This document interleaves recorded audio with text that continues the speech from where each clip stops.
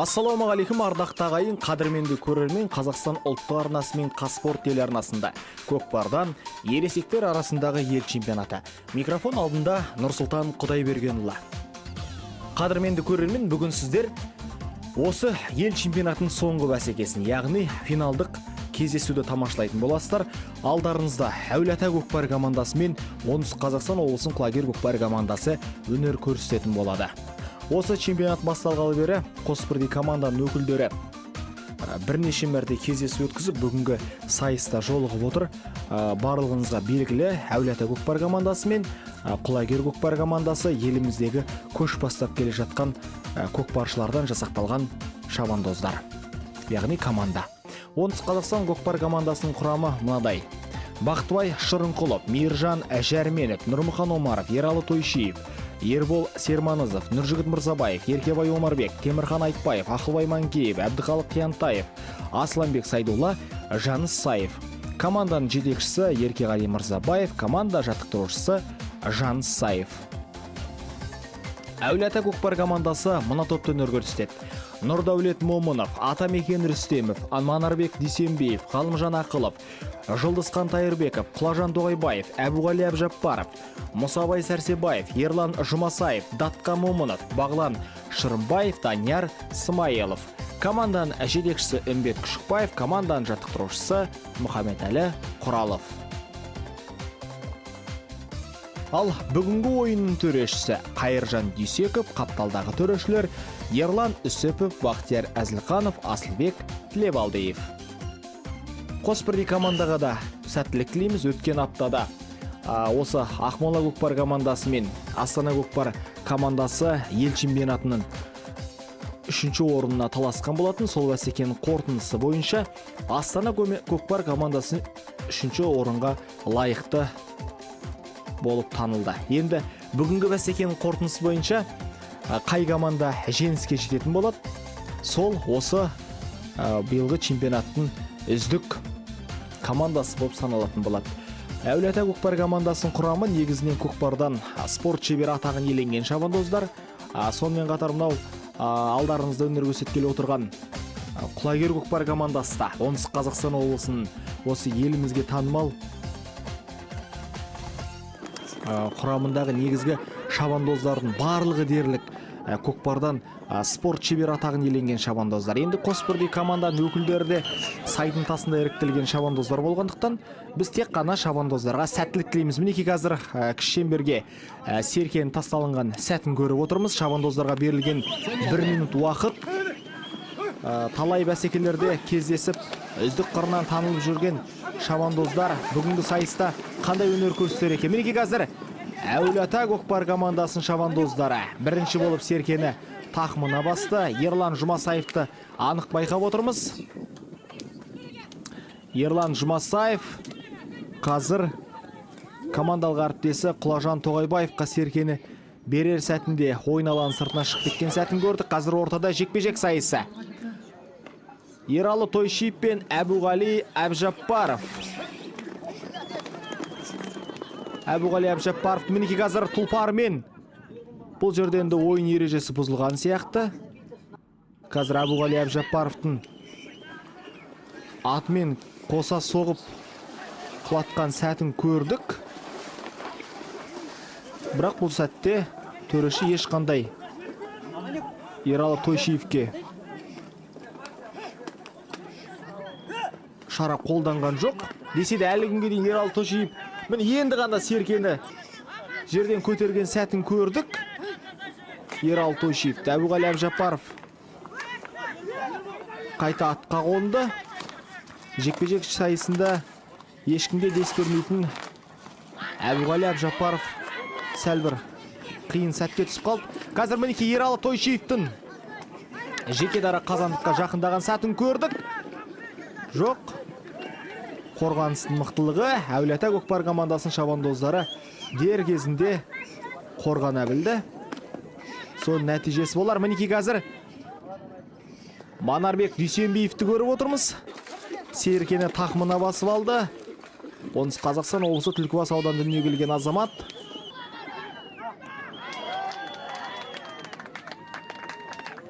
Қазір жеке дара шыққан сәтін көріп отырмыз. Қазір командалық әріптестердің көмегіне жүгіну қажет.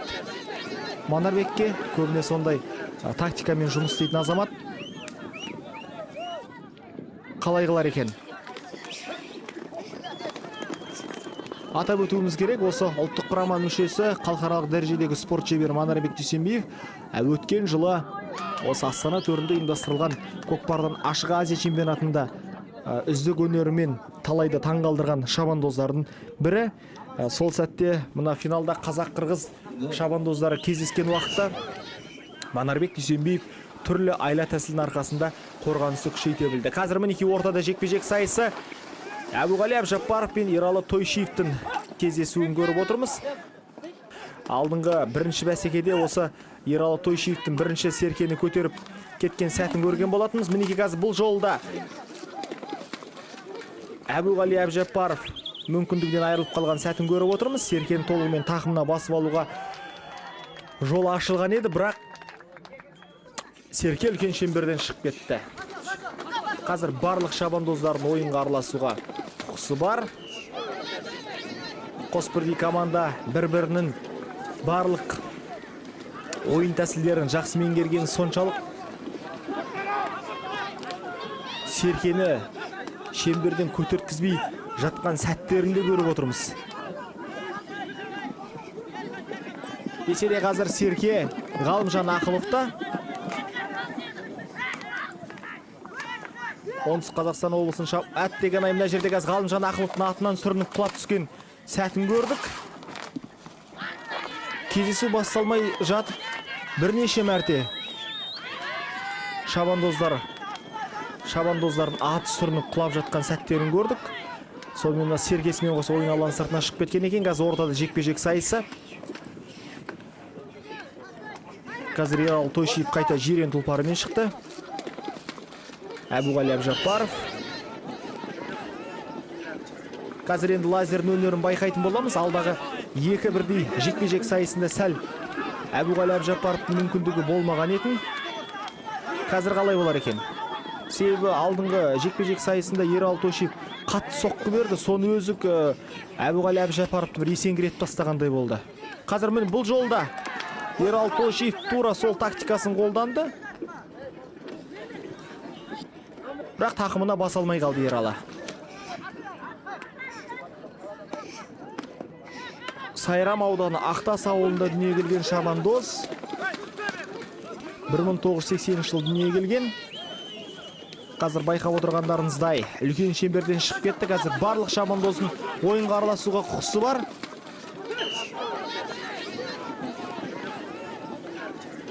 Енді мынандай нағыз доданың қыза түскен сәтінде тек қана мықты шабандоз ғана жерден көтереді. Оны барлығын жақсы білесіздер. Бүгінгі кездесу енді осы ел чемпионатының финалдық бәсекесі болғандықтан шабандоздар жан беріп жан алысып жатыр мына бәсекеде. Жерден көтерген сәтін көріп отырмыз. Жұлдызхан Тайырбековтың қазір толығымен тақымына басып алды. Датқа Момынов көмекке келген екен. Датқа Момынов тұлпарын тізгінден тартып Жұлдызханды қазір мінекей қазандыққа жақындаған сәті. Командалық әріптесі қазір Нұрдәулет Момыновты көріп отырмыз. Ракета тұлпарымен көмекке келген. Осы тұлпардың өнері 2013 жылы талай шабандоз таңғалдырды. Үлкен доданың ортасынан қақ жарып, бөле тартып, жұла шатқан әттеген аймына жерде кім? Жұлдызхан Тайырбеков серкесінен айырылып қалды. Қазір Темірхан Айтбаевтың жұлып алған сәтін көріп отырмыз. Жоқ, Темірхан Айтбаевта серкені тақымына басып алғанымен тұлпарын дұрыс жұмыс істеткізе алмады. Серке ойын алаң сыртына шығып кетті. Қазір ортада жекпе-жек сайысы. Бұл жолғы бәсекеде кім шығар екен ортаға? Ералы мен қайта Әбуғалидің арасындағы сайысты көріп отырмыз.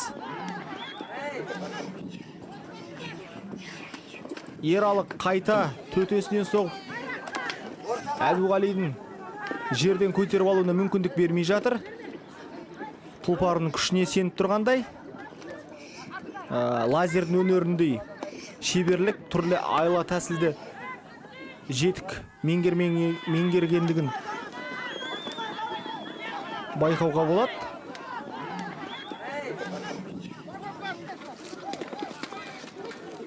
Жоқ, бұл жолы Әбуғали Әбжаппаров Серкені бірінші болып көтерді. Қазір толығымен тақымына басып алған сәтін көріп отырмыз. 35 келі тартатын Серкені еш қиналмастан көтерді. Қазір мінеки командалық әріптесінің көмегін көрдік. Жоқ, ортаны Еркебай Омарбек бұзған екен, ортаны бөле жарды. Қазір Нұрдәулет Момыновтың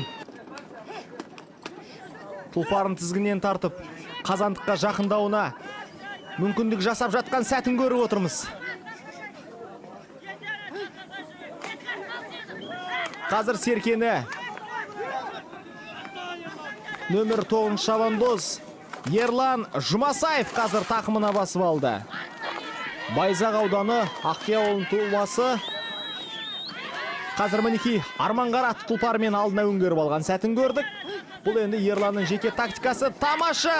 Ерлан Жұмасаев алғашқы салымға қол жеткізді. Тамаша салым болды.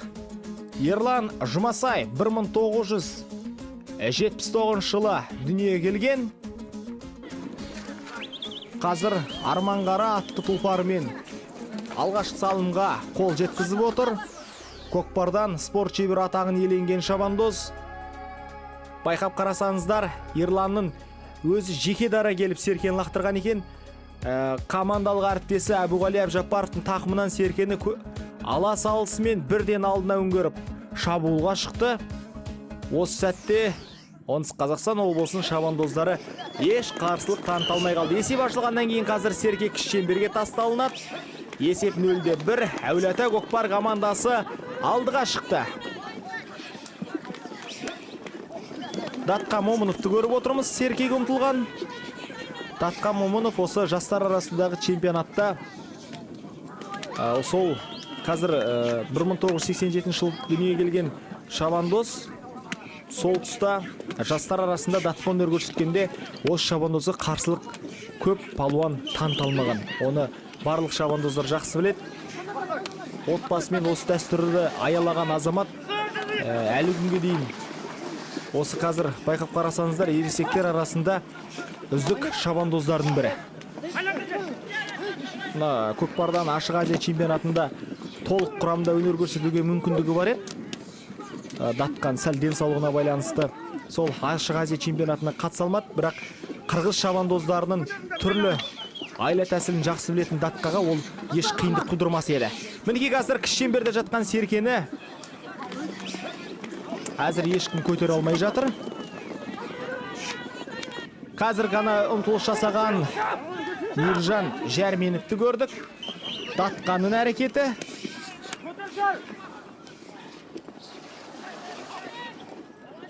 Қос бірдей команданда бір-бірінің өнерін жақсы меңгергендігі соншалық керек десеңіз, мына берілген 1 минуттың өзі аздық етті.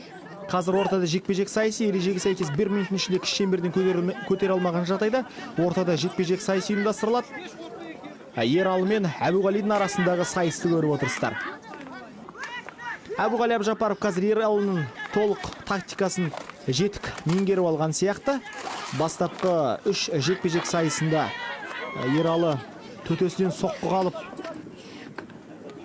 сәл қиындық тудырған сәттер болған еді. Мінеки тура осындай әрекеттерін әсерінен Әбуғали Әбжаппаров сәл жерден көтере алмай қалды. Көтерген жағдайда тура бел ортасынан келіп соғу бұл ойын ережесіне сай келмейді. Бірақ бүгінгі бәсекеде Қайыржан Дүйсеков ойынның төрешісі ол шешімді қабылдаған жоқ. Байқап қарасаңыздар, қазір Әбуғалидің көтерген Ералы күтіп тұрған сияқты.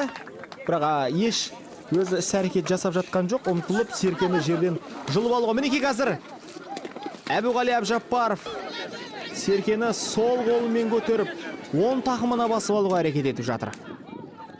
Командалық әріптесі Құлажан Тоғайбаевтың ойынға араласқандығын көріп отырмыз.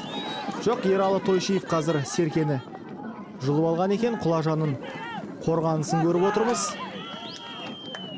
Құлажан Тоғайбаевты барлығыңыз жақсы білесіздер.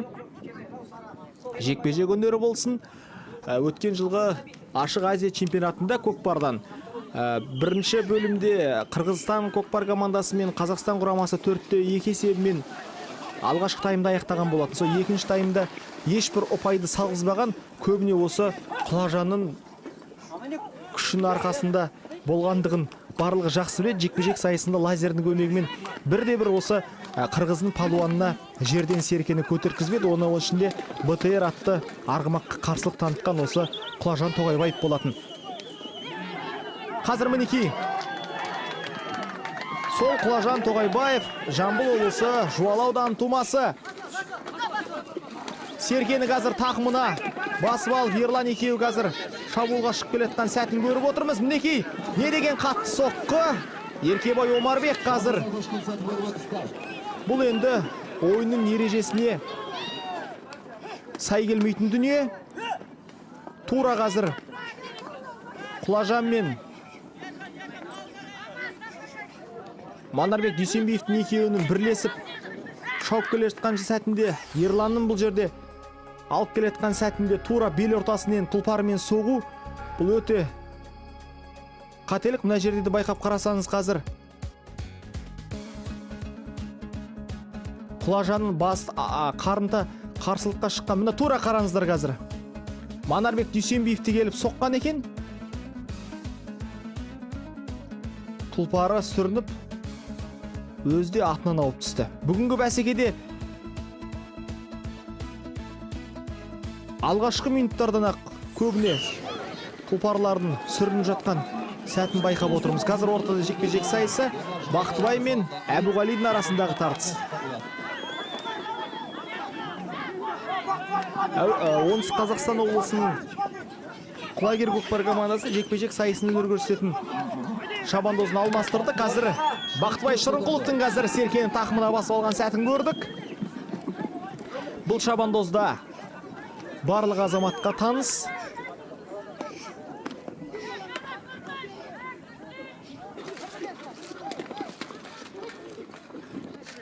Командалық көкпардың қыр-сырын жетік меңгерген азамат. 2013 жылдың үздік шабуылшы атағын иеленген шабандоз екендігін естеріңізге салам. Сонымен қатар алтын тұғыр номинациясын иеленген азамат Бақтыбай Шырынқұлов қазір командалық әріптесіне серкені көтерткізіп жіберген сәтінде байқадық. Ербол Серманызов Мақтаарал ауданында дүниеге келген, Байтор атты тұлпарымен өнер көрсетіп жүр. Жоқ, Ерболдың іс-әрекеті дұрыс болмады, шабуылы.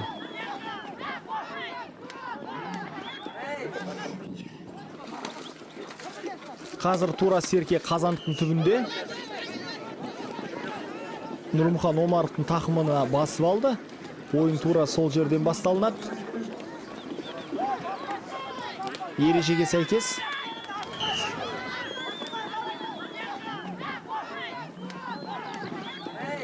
төрешінің ысқырығы. Мінекей қазір ойын қайта жалғасын тапты. Бүгінгі бәсеке финалдық кездесу болғандықтан барлық шабандоздар күш-жігерін салып жатыр. Ерболдың атынан сүрін тағы да Байторының құлап түскен сәтін көрдік. Десе де осы сәтті ұтымды пайдаланған Данияр Смайылов серкені тақымына басып үлгерген болатын, бірақ төреші қайта ойын тоқтатты.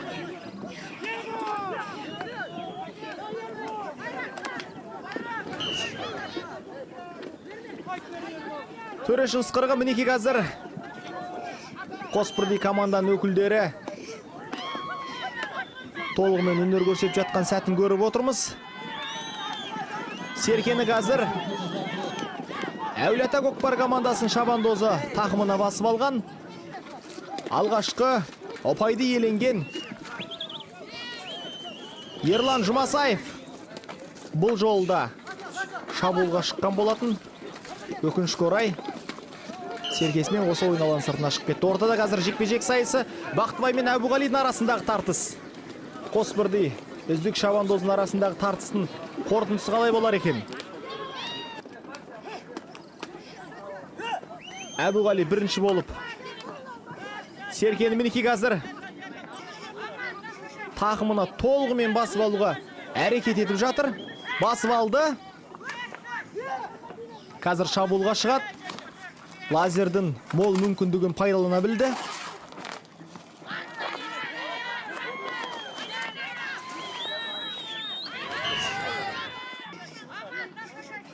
Алғашқы тайм осыменен аяқталды. Есеп 0-1. Әулиеата Көкпар командасы әзірге алда келе жатыр. Алғашқы ұпайды иеленген Ерлан Жұмасаевтың салымы болатын. Бастапқы таймда алғашқы бөлімде көптеген шабандоздарына ат түсірініп,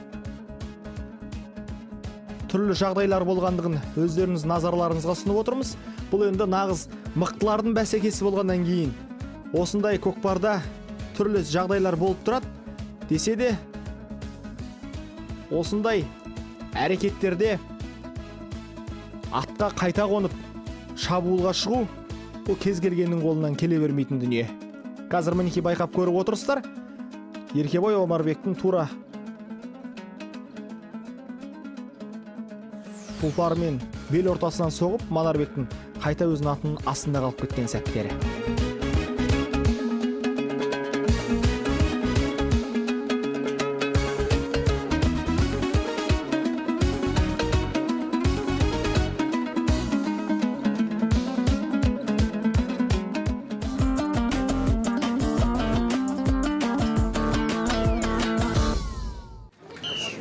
Қадірменді көрермен, назарларыңызда көкпардан ересектер арасындағы ел чемпионаты. Бүгінгі кездесу финалдық бәсеке. Әулиеата Көкпар командасы мен Оңтүстік Қазақстан облысының құрама командасы арасындағы тартыс тамашалап отырсыздар. Алғашқы бөлімнің қорытындысы бойынша бір ғана салымды еншілеген Әулиеата Көкпар командасының шабандозы Ерлан Жұмасаев болатын. Енді екінші бөлімде тартысқа толы болады деген сенімдеміз, себебі бүгінгі сайыстың қорытындысы бойынша қай команда жеңіске жетеді, сол чемпион атанатын болады. Қазір мінеки Датқа Момынов Серкенің тақымына басып алды, кіші шеңберден бірінші болып көтеріп.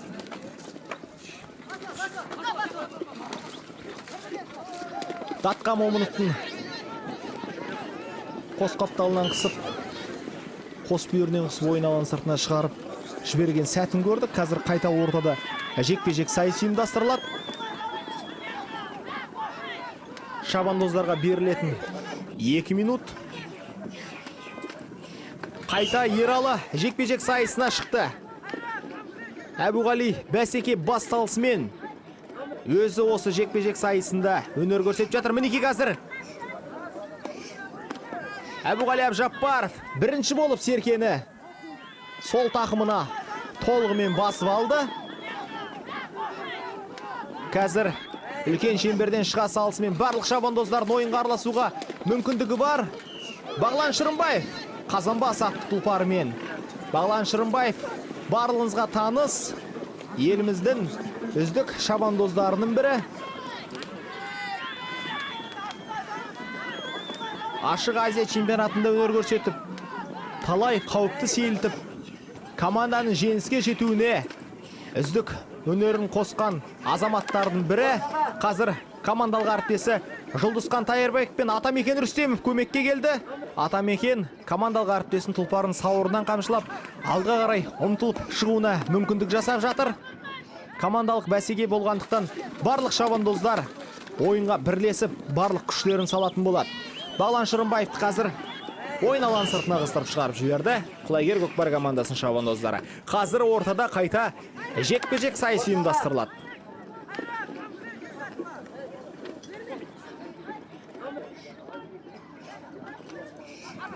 Бақтыбай мен Әбуғали. Бақтыбай бірінші болып Серкені жерден көтерді, тақымына толығымен басты.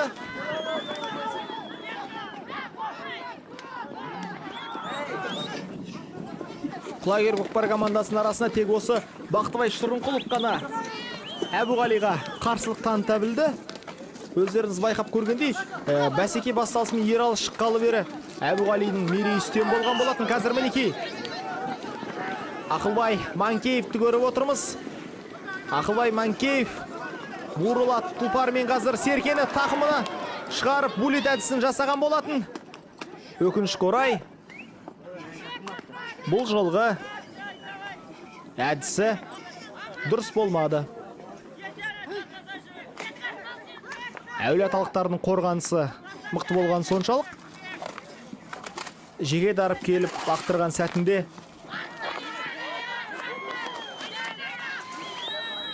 салымды есеп теңестіре алмады. Тура қазандықтың түбінде жатыр. Қазір оңтүстік Қазақстан облысының шабандоздарының жерден іліп көтерген сәтте есеп теңестіруге толық мүмкіндіктері бар. Себебі Әулиеата көкпар командасының тура қазандығын жанында тұрғандығын айта кетуіміз керек.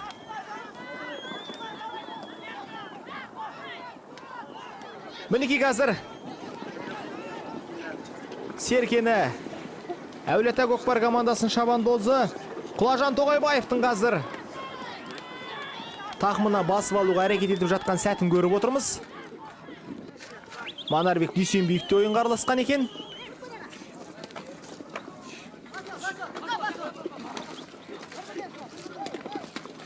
Құлажан Тоғайбаев та қазір Серке. Талай бәсекелерде топ бастаған Құлажан Тоғайбаев қалай қылар екен? Қорғанысы мықты. Қазір байқап қарағандарыңыздай ойын алаң сыртына қыстырып шығарып жіберді Құлажанды. Қос бүйірінен қысып, жан-жағынан соққыны күшейткен соншалық есеңгіретіп жібергендей болды мынау сәтте. Бұл жолғы сайысқа кім шығар екен? Қазір ортада жекпе-жек сайысы. Темірхан Айтбаев шықты Құлагер көкпар командасынан. Әбуғали Әбжаппаров Әулиеата командасы өзіне сенімді. Бәсеке басталысымен Әбуғалиді ауыстырған жоқ. Ал Құлагер көкпар командасы осымен 3-ші шабандозы мынау жекпе-жек сайысына араластырып отыр. Десе де Әбуғалидің мерейі үстем болды. Қазір мінекей үлкен шеңберден шыға салысымен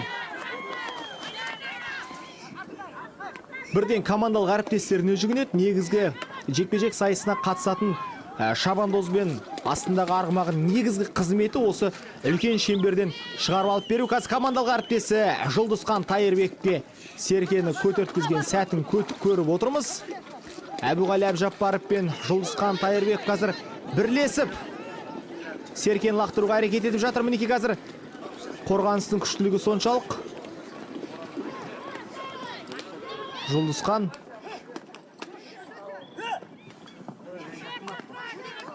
өзін діттеген мақсатын орындалмай қалған сәтін көріп отырмыз. Десе де қазір әзірге уақыт бар.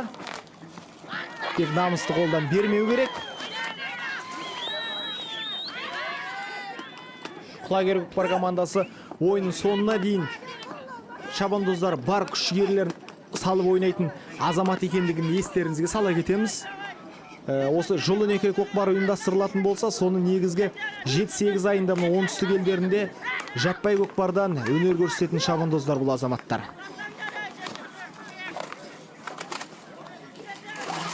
Қазір Серкені Құлагер көкпар командасының шабандозы жерден көтеріп алған сәтін көрдік. Темірхан Айтбаевтың тақымындағы Серкеге жармасқан Әбуғали Әбжаппаров. Әбуғалидің күші мықты ма екен, әлде Темірханның ба? Байқап көрелік. Жоқ, Серке жерге түсіп қалды. Әбдіқалық Қиянтаев көтеріп алуға әрекет еткен болатын, бірақ сәл айла тәсілін жетіспеген сәтін көріп отырмыз. Данияр Смайылов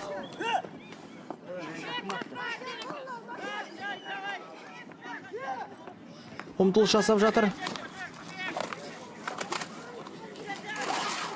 Серкені қазір Нұржігіт Мырзабаев тақымына басып алуға әрекет еткен болатын, бірақ қайта ойын алаң сыртына шығып кетті. Ортада жекпе-жек сайысы.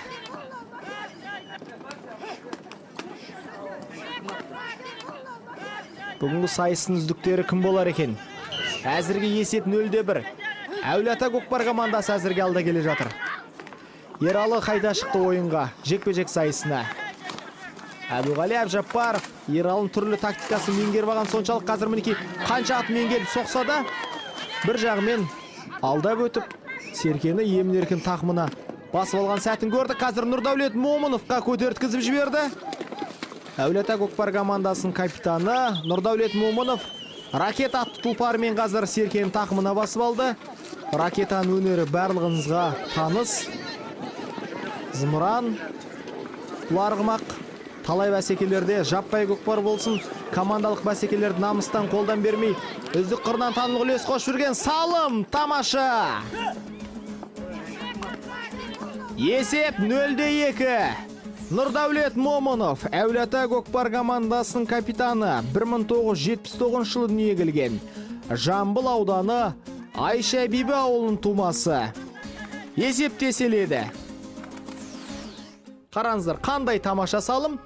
Нұрдәулет Момынов Серкені лақтырған екен. Сол сәтте Атамекен Рүстемов пен Ғалымжан Ақыловтың да көмегі көп болған екен. Ғалымжан Ақылов бірлесе келіп Нұрдәулетке көп көмегін тигізді. Соның арасында Атамекен Рүстемов Оңтүстік Қазақстан облысының шабандоздарының қазандыққа жақындамай алдын қақпайлап тұрған сәтін анық байқадық. Қазір Серке кіші шеңберде жатыр. Шабандоздарға берілген уақыт 1 минут. Есеп еселенгеннен кейін Серке кіші шеңберге тасталынады. Құлагер көкпар командасының шабандоздары намысқа тырысқан болуы керек. Бірден кіші шеңберден көтеріп алған сәтін көрдік. Миржан Жарменов бірақ қайта тақымнан түсіп қалды.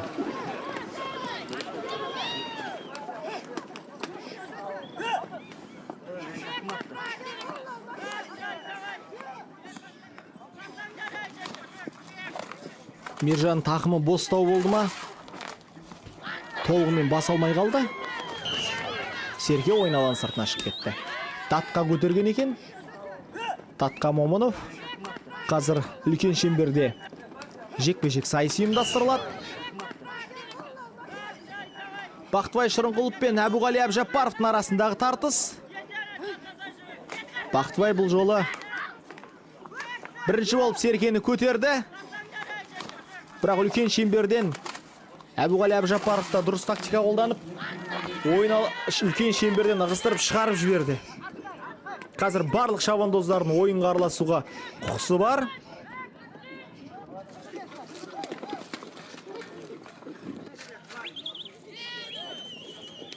Бағлан Шырынбаевтың қазір жада тартысқа салып, Серкені жол алуға әрекет етіп жатқан сәтін көріп отырмыз.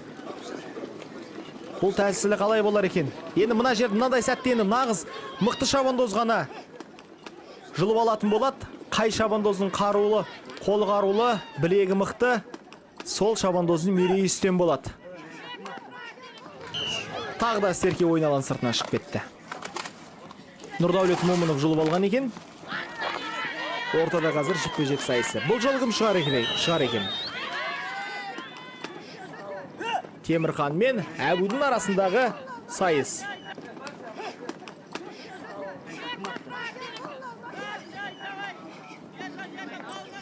Темірхан Айтбаев бүгінгі бәсекеде ашылып ойын өрнегін көрсете алмай жатқан сияқты.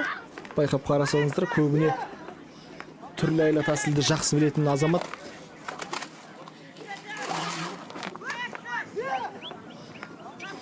Намысты қолдан бермейтін. Көбіне шабуылшы қызметін атқаратын шабандоз бұл жолы жекпе-жек сайысында өзінің мүмкіндігін байқап жатыр. Мінеки қазір Әбуғали Әбжаппаров сол жағымен көтеріп, оң тақымына тұлпарын мойын астынан айналдырып тақымына басып алды. Болғанда лазердің көмегі көп болды. Қазір мінеки жан жақтан Құлагер көкпар командасының шабандоздары соққының астына алып жатыр. Бірақ десе де тақымы тастай Әбуғали Әбжаппаров әзірге ешкімге берместен командалық әріптесі Нұрдәулет Момыновқа Серкені көтерткізіп жіберді. Тура екінші салымды осындай тактикамен Нұрдәулет Момынов салған болатын. Қазірде ракетаның көмегіне жүгінген. Жұлдызхан Тайырбековті көріп отырмыз қазір. Қандай тамаша командаларын бірлесіп жасап жатқан шабандоздардың әрекеттерін көріп жатырмыз. Әбуғали Әбжаппаров үлкен шеңберден көтере салысымен Нұрдәулет Момыновқа берді. Нұрдәулет Момынов тұлпарын бір мәрте бауырын жазып Жұлдызхан Тайырбековке берді. Серкені енді Жұлдызхан Тайырбеков, Атамекен Рүстемов екеуі қазір бірлесіп Серкені лақтыруға әрекет етіп жатыр. Жұлдызхан мінекей Манарбек Дүйсенбиев екеуі қазандыққа жақындады. Тамаша! Қазандықтың тура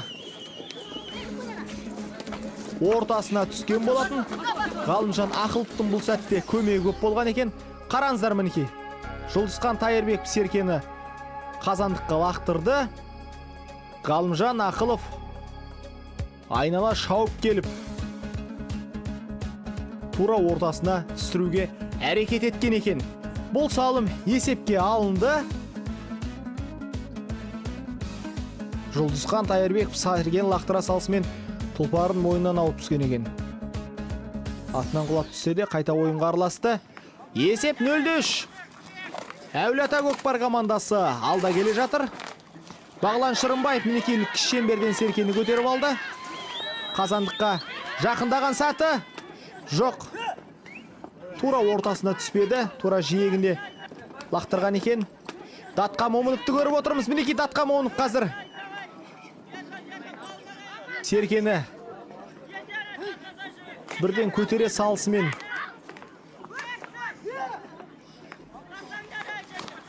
қазандыққа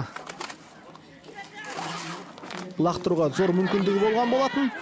Десе де мінекей қазір тұлпарын бауырын жазып, қайта шабуылға шығуға әрекет етіп жатыр. Датқаның тактикасы қалай болар екен? Қазір біртіндеп команданың шабандоздарын барлығын алдап өтеді. Бұл Датқан негізгі тактикасы. Командалық әріптесі Ерлан Жұмасаевқа Серкені көтерткізді. Арманғаран тақымдаған Ерлан Жұмасаев бүгінгі бәсекеде алғашқы салымға қол жеткізген болатын. Енді бүгінгі кездесуде аяқталуға шақ қалды. Мінекей қазандыққа жақындаған сәті. Оңтүстік Қазақстан облысының шабандоздары сәл шаршаңқырап қалған сияқты. Еркебай Омарбек жаңа атынан ауыр жарақат алып құлап түссе де қайта ойынға араласыпты. Бұл да мықтылық, шабандоздың мықтылығы. Құлагер көкпар командасының шабандоздары сәл шаршаңқырап қалған сияқты. Қорғаныстың әлсіздігін анық байқауға болады. Құлажан Тоғайбаев қазір Серкені тақымына басты. Алтын тұғыр номинациясының иегері Құлажан Тоғайбаев тақымына басып шабуылға шығуға әрекет еткен болатын, бірақ Серкесімен қоса ойын алаң сыртына шығып кетті. Тағы да ортада жекпе-жек сайысы. Ералы мен Әбуғали Әбжаппаровтың арасындағы тартыс. Ералы мінекей бірінші болып Серкені көтерген болатын, бірақ толығымен тақымына баса алмай қалған сәтін көрдік. Қазір үлкен шеңберден Серкені шығып кеткен сәті. Барлық шабандоздың ойынға араласуға мүмкіндігі бар.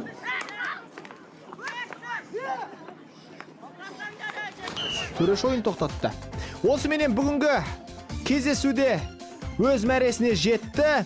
2013 жылы талай бәсекелерде топ бастаған Әулиеата көкпар командасы ел чемпионатын жеңімпаз атанды.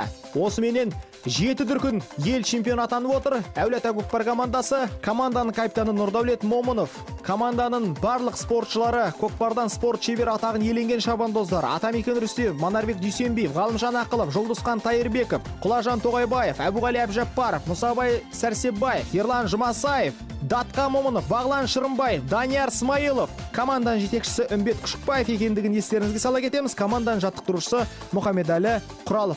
Ал қадірменді көрермен, мен сіздермен келесі аптаға дейін қоштасам. Келесі аптадан бастап Ақбидай ауыл спорт ойындарын назарларыңызға ұсынатын боламыз. Әрдайым көкпарда тұлпарымыз сүрінбесін ағайын.